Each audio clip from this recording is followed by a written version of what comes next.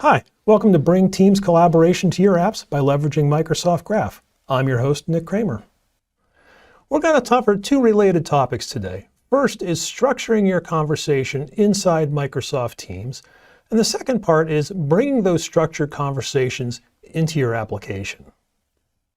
So let me start with structuring conversations by showing you a demo we showed at last year's build and updating it with some of the new features we've done. This is the Contoso stock trading app for investment professionals, aka C-Trade. I'm looking at buying some Fabricam stock, but I'm concerned with the impact of the new steel tariffs. So I'm going to ask our tariff experts about it. C-Trade uses the Tags API to identify our team of tariff experts, and then creates a chat with them. In that chat, it puts an adaptive card to provide context about the stock, and adds a tab to the chat to bring us back to the page with the full information. C-Trade also adds the C-Trade bot to the chat, so we're set up for maximum productivity. Patty from our tariffs team has gotten back to us, so let's use the bot to complete the trade. Now that the trade is made, we can close out this help chat and move on to the next thing on our to-do list. We open the C-Trade tab, which lists all the active conversations about this trade, and we close the chat out. Note how the chat now disappears from our chat list, allowing us to declutter and focus on what's next. And that's how C-Trade structures our conversations so that people have the context they need to make decisions quickly and focus on what's important.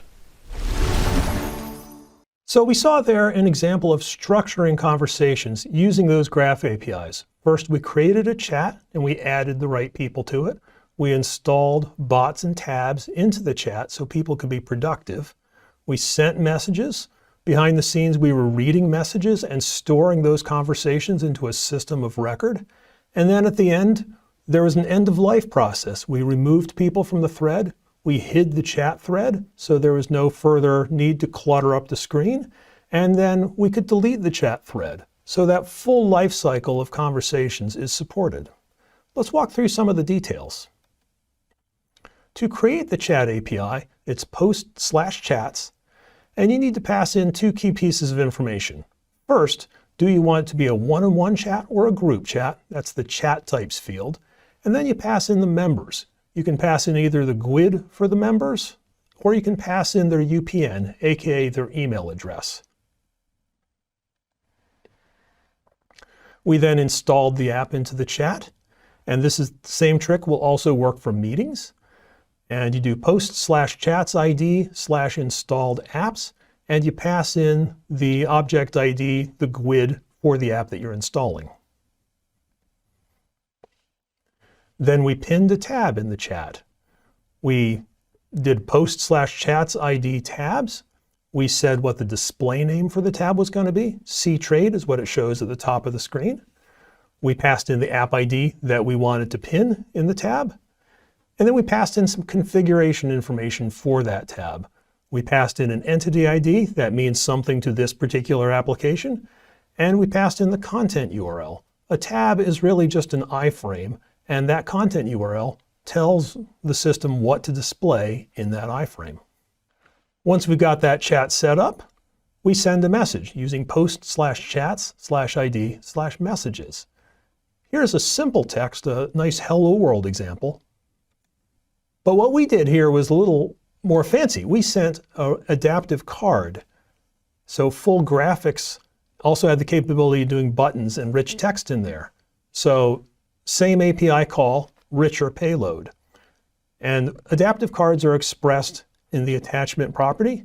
And under the attachments is that content field, which is where your adaptive card markup goes. After we sent messages, we also wanted to read the messages back. That's the get/chats ID/messages.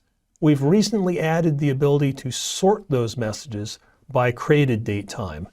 The default is to sort by last modified date time, which is great for compliance archiving and other bulk messaging scenarios, but it's not what you want for these interactive scenarios. For interactive scenarios, you want to see it in the same order you'd see the messages in Teams client, which is created by date time. And when we enter our end of life phase, we removed members. It's just delete/chat/ID/members/ID. Which member do you want to remove? They're gone. We also hid the thread.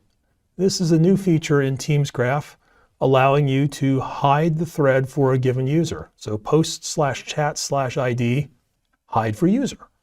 And you pass in the ID of the user that you want to hide it for. So each user can have a different view of whether that particular chat thread is hidden for them or not. Graph has a rich set of APIs for helping you direct focus to the most important things. We just talked about hide and show chat thread. There's also the ability to mark threads as being read and mark individual messages as having been read. You can also @mention a user, a team, or a channel to get their attention. And we've recently added the ability to @mention a tag. So you can create a tag of, say, all the tariff experts in the team, and then @mention all the tariff experts. We're also working on the ability to pin a chat thread to the top of the screen, to pin a message at the top of a screen, to mute the chat thread so that you won't get any notifications about further messages in that chat thread, and also to delete that chat thread. So that's how we bring structured conversations into Microsoft Teams. Now let's talk about how do we bring those structured conversations into your app. A good example of this is with Microsoft Teams and Jira. Teams is a great tool for collaboration, and Jira is a great tool for issue tracking. But how do you collaborate about issues with your colleagues? Well, you could cut and paste. You could take data out of Jira, cut and paste it into Teams, send your message, go back to Jira while you wait for a reply, and then when the reply gets there, you switch back to Teams, you figure out that, no, they didn't answer the question you really wanted because you didn't cut and paste enough information, and you do the whole thing again. That gets old pretty quick, and our friends at Yasoon came up with a better way. They found a way to integrate that Teams conversation into Jira. Let's take a look at how that works. Here we have a typical IT support case. Pradeep has a ticket from Miriam that her laptop is crashing, but he needs some more information from her before he can help. He creates a new Teams chat by using Yasoon and Jira to ask Miriam for further details. When he does that, Miriam gets a message in Teams that has not just his question, but also the context from Jira, the issue title, the ticket number, and a link back to the full details in Jira. Miriam answers without leaving Teams, and Pradeep gets the reply without leaving Jira. And if the issue is reactivated next week when he's on vacation, the new agent can even find the conversation they already had and be instantly up to speed. So let's review what we saw. We saw a way to initiate chats inside Jira built with those Graph APIs. There's a way to read those messages inside a chat control. There's a compose box that lets us send messages. And there's one more piece you can build that we didn't see in that last demo, which is the ability to show a list of chats. We actually saw that in our first demo, being able to list the chats that are relevant to a particular issue, not just all the chats that the user has. Let's talk about the APIs for building those experiences. For creating chats, we've talked about the Create Chat API, which you combine with the API for listing people. Given the first few characters that you type in for that person, you call list people to get the rest of the people that match that string. There's delegated permissions for all these things. Application permissions are new. Application permissions are a great way to initiate a conversation at midnight when there's no people around. You can still start a chat thread. We've also recently added the ability to start conversations with federated users. A federated user is a user who's not even in your tenant, so starting cross-tenant conversations. And while I focused here on chat, we also support channels as well for creating. For the compose box, again, we talked about that send message call already. Replying to channel messages is also something we offer. And that send really supports the full gamut of what's in Teams.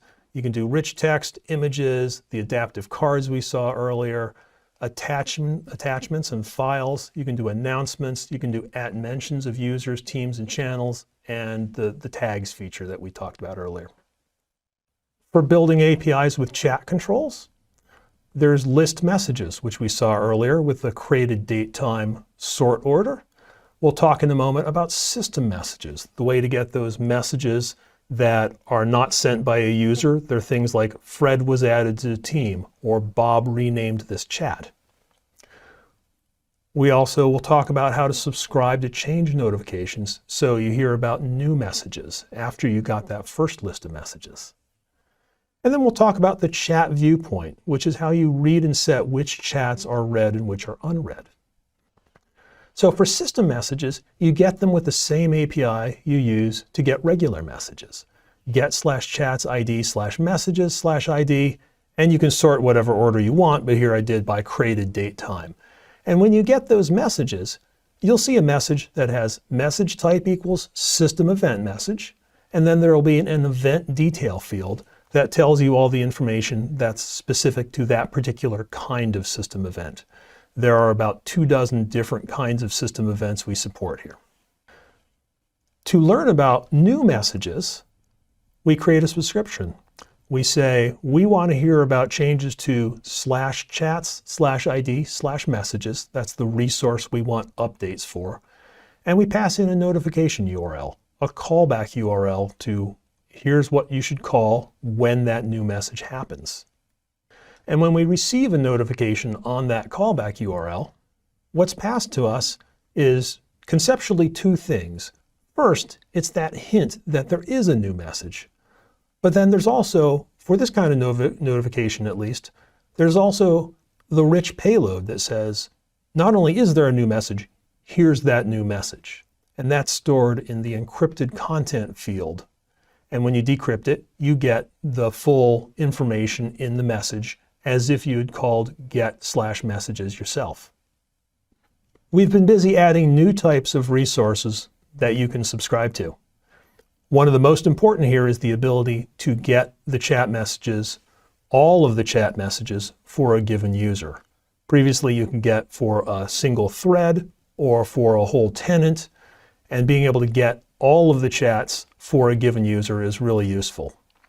There's also an API for getting notifications about new chat threads, not just messages, but the threads themselves, so you can render a chat list and update that chat list.